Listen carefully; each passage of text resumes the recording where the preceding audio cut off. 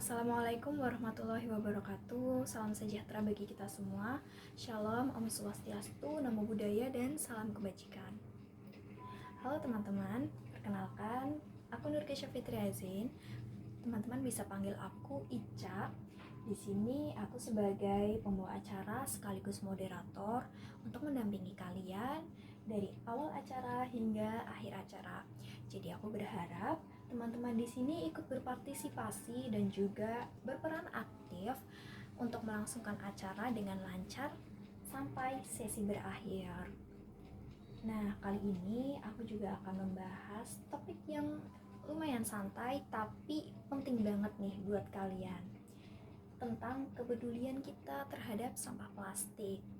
Nah, aku mau tanya nih, ada yang tahu nggak salah satu dampak sederhana dari penggunaan sampah plastik yang kita pakai sehari-hari? Nah, bener banget, polusi. Polusi lingkungan. Polusi lingkungan itu bisa terjadi bukan hanya dari sampah yang organik ya teman-teman. Sampah plastik juga salah satu faktor yang menjadikan ekosistem itu rusak. Karena pada dasarnya sifat dari plastik itu sulit sekali untuk terurai teman-teman. Dan jika sampah plastik itu terus-menerus bertumpuk secara berkala, secara terus-menerus, itu bisa menimbulkan ekosistem yang tidak seimbang teman-teman. Nah, agenda selanjutnya itu kita tidak hanya membahas tentang teori dari dampak sampah plastik ya, tapi kita juga akan sama-sama belajar bagaimana cara untuk menanggulangi atau mengurangi penggunaan sampah plastik berlebih di kehidupan sehari-hari teman-teman. Nah, kalian tahu tidak kalau Indonesia itu negara kita menjadi peringkat kelima dari penghasil sampah plastik terbesar di dunia loh. Menurut PT Waste International, ada sekitar 3,2 juta ton sampah plastik yang tidak dikelola dengan baik setiap tahunnya. Mirisnya 1,29 juta ton diantaranya itu dibuang di laut lepas teman-teman. Kita tahu bahwa laut Indonesia itu punya banyak biota laut yang indah-indah, seperti terumbu karang, ikan-ikan kecil, dan ekosistem laut yang lain teman-teman, yang sebenarnya itu masih asri dan harus dilindungi, tapi karena tercemar oleh banyaknya sampah plastik setiap tahunnya menjadikan ekosistem laut itu rusak teman-teman. Laut itu bukan hanya berdampak pada makhluk hidup di dalamnya atau makhluk hidup laut, tapi laut juga sebagai sumber makanan bagi manusia. Kita juga butuh makhluk laut seperti ikan atau yang lain-lain dalam laut untuk keberlangsungan kehidupan manusia juga teman-teman. Selain ekosistem laut, ternyata sampah plastik juga bisa menimbulkan gangguan kesehatan bagi manusia teman-teman. Misalnya, kita pasti sering melihat ada orang yang membakar sampah plastik ya, dan asapnya itu sangat mengganggu kesehatan teman-teman, karena di dalam plastik itu mengandung yang namanya zat mikroplastik.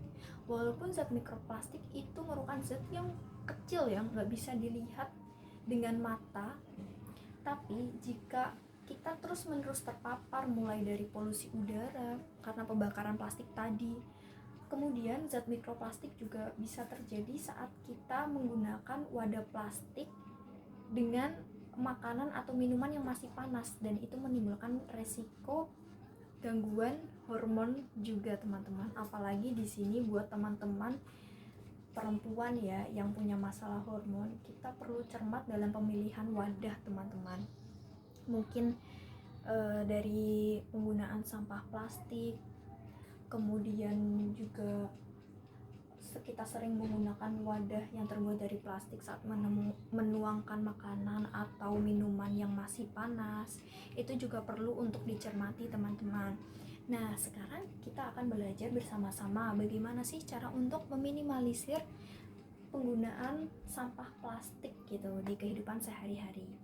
Salah satunya kita bisa menerapkan konsep dari zero lifestyle, teman-teman. Nah, konsep dari zero lifestyle ini tuh sebenarnya tujuannya sederhana, yaitu ya untuk mengurangi sampah plastik, teman-teman. Dengan menggunakan alat-alat atau peralatan yang bisa digunakan berkali-kali. Contohnya nih, menggunakan tote bag sebagai tas belanjaan, teman-teman. Jadi tote bag ini tuh terbuat dari kain, dan ada juga yang terbuat dari karton sesuai kebutuhan kita juga. Penggunaan tas belanjaan ini itu salah satu cara, langkah kecil dari kita untuk menjaga lingkungan dan peduli terhadap lingkungan, teman-teman. Selain dari bentuknya yang fleksibel, dibawa kemana-mana, terus juga bisa digunakan berkali-kali daripada daripada plastik yang hanya dipakai sekali buang yang tidak ramah lingkungan. Jadi lebih baik kita menggunakan atau kita beralih menggunakan tas yang berkali-kali pakai. Terus tips yang kedua nih dari aku adalah penggunaan tumbler atau botol minum. Bagi teman-teman nih yang suka banget minum minuman kopi atau minuman es di luar sana, yang sering kita jumpai itu menggunakan botol atau cup dari plastik yang sekali pakai, kita bisa beralih menggunakan tumbler, teman-teman. Tumbler di sini tuh ada berbagai jenis bahan ya. Yang saya pegang ini, yang aku pegang ini itu terbuat dari plastik, teman-teman. Jadi ini berfungsi untuk menaruh minuman yang sifatnya tuh dingin. Kalau misalnya minuman yang sifatnya hangat atau cenderung panas, itu lebih baik beralih ke penggunaan tumbler yang berbahan stainless atau kaca. Penggunaan tumbler ini juga sama kayak penggunaan kotak makan ya, teman-teman. Itu untuk makanan-makanan di pinggir jalan juga sangat berfungsi untuk dipakai berkali-kali. Jadi ayo kita sama-sama untuk merawat, untuk melindungi, dan juga untuk menjaga bumi kita untuk tetap asri dan lestari, teman-teman.